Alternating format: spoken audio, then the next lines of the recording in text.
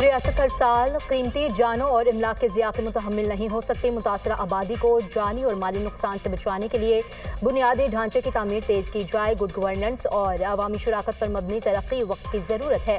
Field marshal Syed Asim Munir کا قصور۔ ملتان، جلال پور، پیروالا میں سیلاب متاثرہ علاقوں کا دورہ، سیلاب کی صورتحال اور امدادی سرگرمیوں کا جائزہ۔ فیلڈ مارشل کو ریسکیو اور ریلیف آپریشنز پر تفصیلی بریفنگ دی گئی۔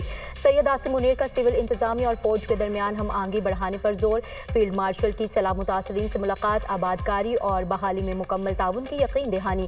ISPR کے مطابق متاثرین نے پاک فوج کی بروقت مدد پر تہہ دل سے شکریہ ادا کیا۔ فیلڈ مارشل نے امدادی کارروائیوں میں مصروف اہلکاروں سے بھی ملاقات کی۔ پنجاب کے بعد سندھ کے بیراجوں پر سیلابی پانی کا دباؤ۔ گڈو بیراج پر اونچے درجے کا سیلاب پانی کا بہاؤ 5,14,000 کیوسک تک پہنچ گیا۔ براڑت پتن، سکھر اور کوٹری بیراج پر پانی کی سطح بلند۔ کوٹری بیراج پر نچلے درجے کا سیلاب۔ دریائے سندھ میں چاچڑا کے مقام پر پانی کا بہاؤ 8,37,667 کیوسک ریکارڈ۔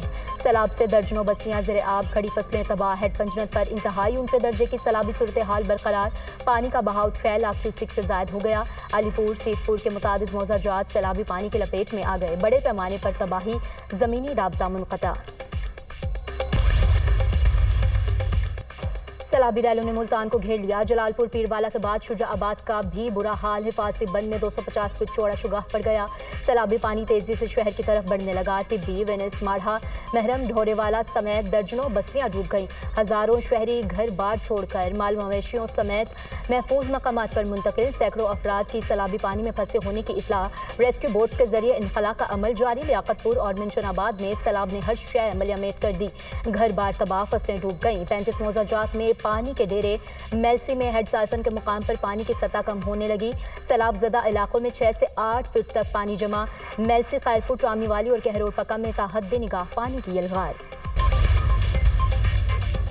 پنجاب کے 28 اضلاع سیلاب سے متاثر ہوئے۔ اب تک 101 اموات ہو چکی۔ 20,19,000 مویشیوں کو سیلاب سے نکالا گیا۔ جلال پور، پیروالا میں پنجاب کا سب سے بڑا ریسکیو آپریشن کیا گیا۔ DGPDMA عرفان علی کاٹیا نے کہا کہ حکومت سیلاب متاثرین کی بحالی کے لیے بڑا پیکج دے گی۔ سیلاب متاثرین کی بحالی کا سروے جلد شروع ہوگا۔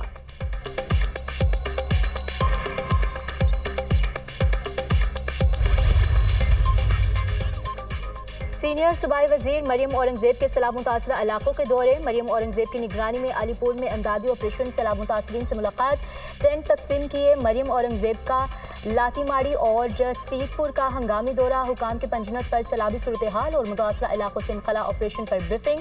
وزیر اطلاعات پنجاب عظم بخاری نے کہا سیلاب متاثرین کو سہولیات پر کوئی کمپرومائز نہیں ہوگا۔ پنجاب حکومت سیلاب سے متاثرہ علاقے میں پہنچ رہی ہے۔ انتظامی غلطی یا کوتاہی پر مریم نواز متعلقہ افسر کو جواب دہ بناتی ہیں۔ بعض لوگ سیلاب متاثرین کے نام پر سیاست کر رہے ہیں۔ عوام جانتے ہیں کون مشکل کی گھڑی میں ان کے ساتھ ہیں، کون زخموں پر نمک پاشی کر رہا ہے۔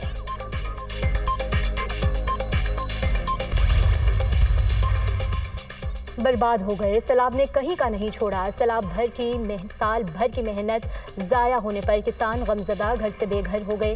فصلیں نظروں کے سامنے ڈوب گئیں۔ خود گزارا کریں یا بچے مال مویشی کو پالیں۔ کھلے آسمان تلے بڑے متاثرین کے لیے دن رات گزارنا امتحان بن گیا۔ میلوں پر پھیلی پانی کم ہونے کا نام نہیں لے رہا۔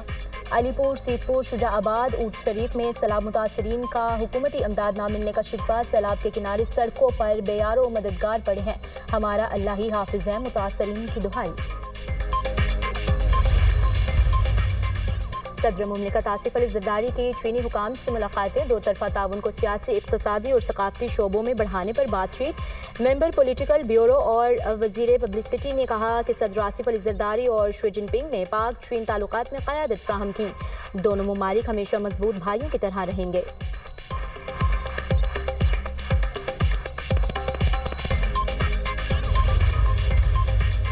DGISPR کا اسلام آباد میں نجی یونیورسٹی کا دورہ، طلباء اور اساتذہ سے خصوصی نشست۔ اساتذہ نے کہا ایسے معلوماتی سیشنز وقتی اہم ضرورت ہیں، ان میں تسلسل برقرار رکھنا چاہیے۔ اساتذہ نے سوشل میڈیا پر بغیر تحقیق معلومات کو پوسٹ کرنا غیر ذمہ دارانہ روش قرار دیا۔ طلباء نے کہا وطن عزیز میں استحکام صرف پاک فوج کی نہیں، تمام اداروں کی ذمہ داری ہے۔ پاکستان میں دہشت گردی سے نمٹنے کے لیے تمام اداروں کو یکجان ہو کر کام کرنا ہوگا۔ ایجنسی ہیڈ کوارٹرز میں پشاور سے اسلام آباد منتقل کرنے کا اصولی فیصلہ. وزیر داخلہ محسن نقوی کی فیڈرل کانسٹیبلری کے ہیڈ کوارٹرز کے لیے اراضی کی نشاندہی کی ہدایت. وفاقی وزیر داخلہ محسن نقوی کی زیر صدارت CDA ہیڈ کوارٹرز میں اہم اجلاس. نئے ہیڈ کوارٹرز کا ماسٹر پلان طلب کر لیا. اقوام متحدہ کی جنرل اسمبلی نے فلسطین کے 2 ریاستی حل کی قرارداد منظور کر لی. قرارداد کے حق میں 142، مخالفت میں 10 ووٹ پڑے. امریکہ اور اسرائیل سمیت 12 ملکوں نے قرارداد پر ووٹنگ کا بائیکاٹ کیا. قرارداد سعودی عرب اور فرانس کی جانب سے پیش کی گئی. اسرائیل کی ہر دھرمی برقرار. اقوام متحدہ کا اعلامیہ مکمل طور پر مسترد کر دیا. برطانیہ، فرانس اور جرمنی کی قطر پر اسرائیلی حملوں کی مذمت. حملہ قطر کی خود مختاری کی سنگین خلاف ورزی قرار. عرب مسلم ممالک کا سربراہی اجلاس کل دوحہ میں ہوگا. قطر پر اسرائیلی حملے کے بعد پیدا ہونے والی صورتحال کا جائزہ لیا جائے گا. امریکی صدر ڈونلڈ ٹرمپ کی قطری وزیر اعظم سے عشائیے پر ملاقات. امریکی خصوصی ایلچی برائے مشرق وسطی اسٹیو وٹکوف بھی موجود تھے. دوحہ حملے اور 2 طرفہ تعلقات پر گفتگو. قطری وزیر اعظم عبد الرحمن الثانی کی نائب صدر JD وینس اور امریکی وزیر خارجہ سے بھی ملاقات. غزہ جنگ بندی اور قطر پر اسرائیلی حملوں سے متعلق بات چیت. 2 طرفہ سیکیورٹی معاہدوں کا جائزہ لیا گیا. DGISPR کا اسلام آباد میں نجی یونیورسٹی کا دورہ. طلبہ اور اساتذہ سے خصوصی نشست. اساتذہ نے کہا ایسے معلوماتی سیشنز وقت کی اہم ضرورت ہیں. ان میں تسلسل برقرار رہنا چاہیے. اساتذہ نے سوشل میڈیا پر بغیر تحقیق معلومات کو پوسٹ کرنا غیر ذمہ دارانہ روش قرار دیا. طلبہ نے کہا وطن عزیز میں استحکام صرف پاک فوج کی نہیں تمام اداروں کی ذمہ داری ہے. پاکستان میں دہشت گردی سے نمٹنے کے لیے تمام اداروں کو یکجان ہو کر کام کرنا ہوگا. FC ہیڈ کوارٹرز پشاور سے اسلام آباد منتقل کرنے کا اصولی فیصلہ. وزیر داخلہ محسن نقوی کی فیڈرل کانسٹیبلری کے ہیڈ کوارٹرز کے لیے اراضی کی نشاندہی کی ہدایت. وفاقی وزیر داخلہ محسن نقوی کی زیر صدارت CDA ہیڈ کوارٹرز میں اہم اجلاس. نئے ہیڈ کوارٹرز کا ماسٹر پلان طلب کر لیا. T20 ایشیا کپ میں پاکستان کا فاتحانہ آغاز. گرین شرٹس کی عمان کو 93 رن سے شکست. 161 رنز کے ہدف کے تعاقب میں عمان کی ٹیم صرف 67 رنز بنا سکی. آج کے میچ میں سری لنکا اور بنگلہ دیش آمنے سامنے ہوں گے. کرکٹ ایشیا کپ کے سب سے بڑے ٹاکرے میں 1 روز باقی. روایتی حریف پاکستان اور بھارت کل دبئی میں ٹکرائیں گے. پاک بھارت میچ کے ٹکٹس کی مانگ میں اضافہ. ایشین کرکٹ کونسل نے مزید ٹکٹس جاری کر دیے. قومی ٹیم بڑے مقابلے کے لیے پرجوش. پاکستانی اوپننگ بلے باز فخر زمان نے سائم ایوب بابر اعظم کا اپڈیٹڈ ورژن قرار دے دیا. کہا سائم ایوب بہت ٹیلنٹڈ ہیں. انہوں نے ابھی تک اپنے ٹیلنٹ کا 80% بھی دنیا کو نہیں دکھایا. ہیڈ کوچ مائک ہیسن نے کہا سائم ایوب ہمارا اہم کھلاڑی ہے. وہ رنز کرتا ہے تو ہم میچ جیتتے ہیں.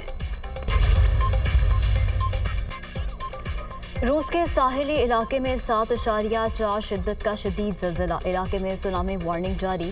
امریکی جیولوجیکل سروے کے مطابق زلزلے کی گہرائی 39.5 کلومیٹر تھی. بحر الکاہل سونامی وارننگ سسٹم میں متاثرہ علاقوں میں ممکنہ سونامی کا خدشہ ظاہر کر دیا. جاپان میں فی الحال کوئی سونامی وارننگ جاری نہیں کی گئی. امریکہ نے 32 اداروں کو تجارتی پابندیوں کی فہرست میں شامل کر دیا. چین کے سب سے زیادہ 23 اداروں کو پابندیوں کا نشانہ بنایا گیا ہے. بھارت، ایران، ترکی اور متحدہ عرب امارات کے بھی متعدد ادارے امریکی پابندیوں کا نشانہ بنے. کاروباری افراد اور کمپنیاں پابندیوں کا شکار اداروں سے لین دین نہیں کر سکیں گی. امریکی محکمہ تجارت کا کہنا ہے کہ یہ ادارے امریکہ کی قومی سلامتی اور خارجہ پالیسی کے لیے خطرہ ہیں.